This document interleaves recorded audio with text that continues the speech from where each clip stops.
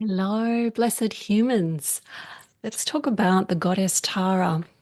She is our ever resourceful, multiplicitous mother. There are so many things I love about her, but one of the things in particular is that she assumes the forms that we need, that every being needs to be rescued, saved, liberated, protected, guided, blessed, all of the good things. So some of those forms manifest in colors, other manifests in meanings of her name. And there's a couple of ritual tantric tools that are associated with her that also have deep meaning. So let's talk briefly about those things so you start to get a feeling for just how fabulous she is, her fabulosity at a divine level. And then I will share a little mantra that you can use to connect with her and in any of the particular color forms, especially. So there's kind of a universal mantra for that. So I'll share that with you. First of all, her colors. In the Tibetan Buddhist tradition, her source color or origin color is green. So green Tara is known for her swiftness. You kind of are in the midst of finishing your mantra, your prayer, and she's already there. So she also has this quality of primordial wisdom. She is this supreme inner knowing and realization. And so she also knows what we need, sometimes better than we actually know, which is one of the reasons I love her. You can show up and just be sincere and say, I need you. And she'll know what needs to be done. You don't have to give her instructions. In fact, sometimes it's better to keep your mind open and allow her to move in the way that she knows is best. You just need that open heart. And then a couple of understandings which connect with the tantric tools, which I'll talk about in a minute. So we've got green to start with.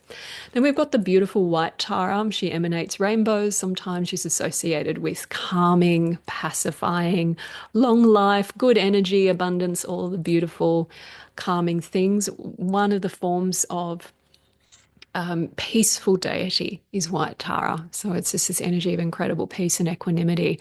Personally, I also find a similar kind of energy in white buffalo calf woman from the indigenous traditions of American Indians. I just think she is so exquisite and so beautiful. Turquoise changing woman, perhaps, as well. So there is this energy of the bridge, which is one of the names or the translations of the name rather of Tara, this bridge, star and tree. I'll talk about those in a moment. Other color forms of Tara, there's orange when you need to conquer demons by laughing and dancing. Who doesn't need more of that in our lives? There's blue Tara who can be peaceful but also wrathful, so fierce wisdom. And there's a form of black Tara. Sometimes black and blue are interchangeable in Tibetan color theory and understanding. So black Tara or Kroda Kali is a form of Kali Ma. And I have a video on Kali Ma if you want to connect with more about her. So that's blue and black. And then we have red Tara. One of the forms is Kurukula, so the sorceress, the enchantress. And red Tara is about magnetism. She's about joy and she's about bliss and repelling and subjugating negativities, really being able to conquer negative forces and becoming more skillful in how we work with energy. When I have a lot of things to do, and I'm a little bit like, I don't know how I'm going to get all this done. I often use a stronger emphasis on red Tara in my practice to just gain the skill and the capacity to be able to accomplish the things that I feel that are being asked of me and that I really want to do. So that's quite beautiful to know and how to work with. And you'll be able to do that with the mantra I'll share with you in a moment. And then there's other forms, yellow Tara for enrichment and prosperity and generosity.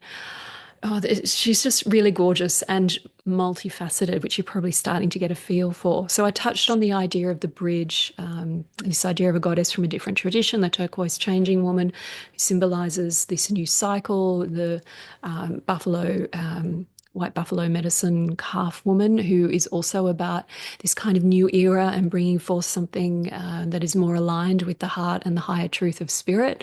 So this idea of the bridge, the method or the means, the way that we cross from one reality, one way of being, one identity into another. So she's a facilitator of evolution in that sense. She's not only the inspiration to do it, but the method and the wisdom and the means necessary for us to do that. So she's empowering in that sense. I mentioned star and tree are two other forms associated with her name. And the star, think about it, star in the sky, the guiding light, the way that we find our sense of orientation, like the North Star. And then the tree, place of shelter, It's also a very commonly used motif for a map of the universe or the divine dimensions. So the tree is also finding our way, finding our place, and feeling protected while we do so. So these are all qualities of Tara. Now, I mentioned briefly earlier that there's these two tantric tools associated with her. So I want to talk about what they are. One is the hook, and the other is the kardika or the dakini knife. So it's like a curved knife, a flaying knife. The symbolism of the hook is something that can catch and lift and kind of pull us, almost think of like pulling us out of the waters that we're drowning in, lifting us up into safety. A hook needs something to latch onto. And when we talk about Tara and the hook, we always talk about the ring of confidence. So there's the hook and there's the ring that can kind of pull it. So I remember my Dzogchen master used to talk about, sometimes students would say to him, "Oh, I'm doing a Tara practice, it's not working." And he would always say, "The Tara practice works. You don't have the confidence. You're the one that's not working." So we need to have strong faith for her to be able to lift us. Doesn't matter how many hooks, if there's nothing there for it to hold on to, it's not going to work. So we need to have that trust. And really praying and asking for trust is a way to build it. So it's not some magical power, it's a skill that we develop through practice. So that's the first implement. The other, the dakini knife, is a representation of cutting through and freeing ourselves from attachment, not bond, not relationship, not connection, but attachment. So when we free the attachment, the nature of the relationship, the nature of a bond, the nature of a connection can become what it's meant to be. You know, it can happen, it can unfold in whatever way it's meant to go, and we allow it because we're not attached to trying to fix it or control it or keep it in a certain way. So she's very much about freedom, liberation, protection, guidance, all of the delicious things that we need on the path. And she does this in a way that will meet beings wherever we are at, which is incredibly generous and kind. So, how do we connect with this beautiful goddess if we want to? So, there's one mantra, which is Om Tare Tum Swaha. Tum is the seed syllable of Tara, so it's like her essence. And I mentioned earlier that you can call on any of these colors for different forms of Tara using this one mantra. How do you do that? You just visualize the color when you're saying it. So if I want the peace of white Tara, Om Tare Tum Swaha, visualizing white. If I want to work on prosperity or abundance, you visualize it gold and yellow, Om Tare Tum Swaha. If you want to get your shit into gear, and develop your capacity and you're grappling with some challenges and you need red Tara, Om Tare Tum Swaha, you're feeling that red energy, and so on and so forth.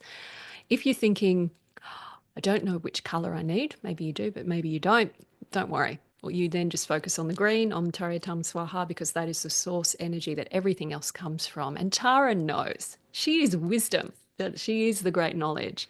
So really, we just need to show up with a sense of trust that she will be there and she will respond, and that we are enough, that if we're even interested in her, we have a connection with her, very likely from other lifetimes, that we are just reigniting again.